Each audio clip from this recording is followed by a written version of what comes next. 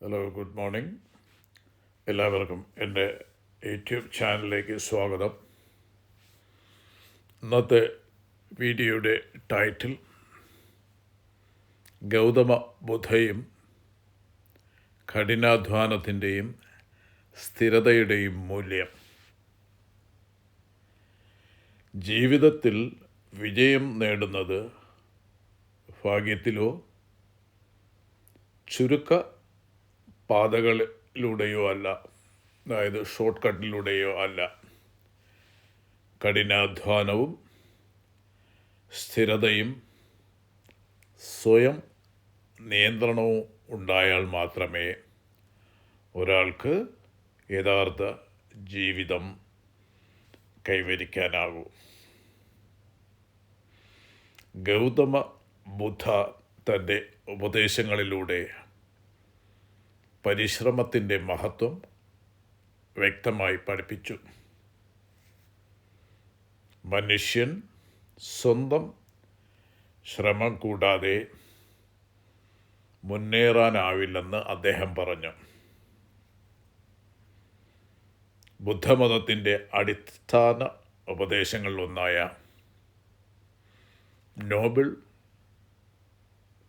Eight fold പാത്തിയിലെ സമവ്യായാമം, അതായത് right effort, പരിശ്രമത്തിൻ്റെ പ്രാധാന്യം വ്യക്തമാക്കുന്നു.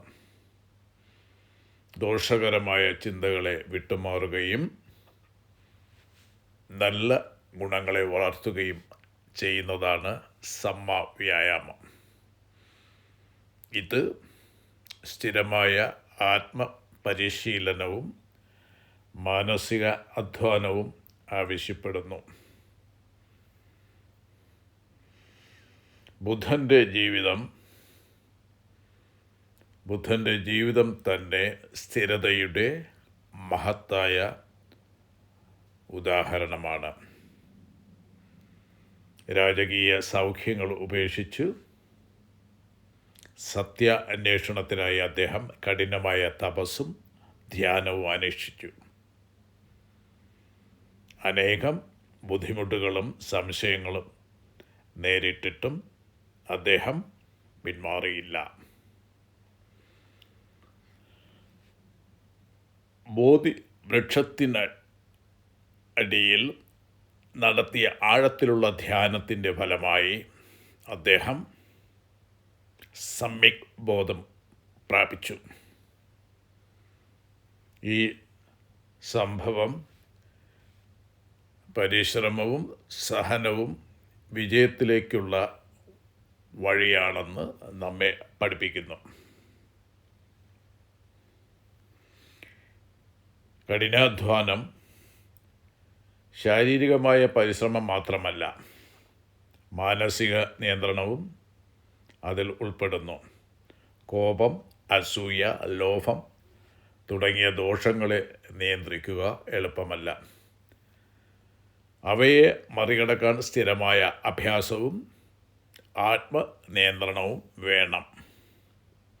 അതുപോലെ കരുണ, സ്നേഹം, സഹനം എന്നീ സൽഗുണങ്ങൾ വളർത്തുന്നതിനും തുടർച്ചയായ പരിശ്രമം ആവശ്യമാണ്. ലൗകിക ജീവിതത്തിലും വിജയത്തിനായി സ്ഥിരത നിർണായകമാണ്. പഠനത്തിൽ മികവ് നേടാൻ വിദ്യാർത്ഥി സ്ഥിരമായി പഠിക്കണം. ജോലി മേഖലയിൽ പുരോഗതി നേടാൻ പരിശ്രമവും ഉത്തരവാദിത്വവും വേണം.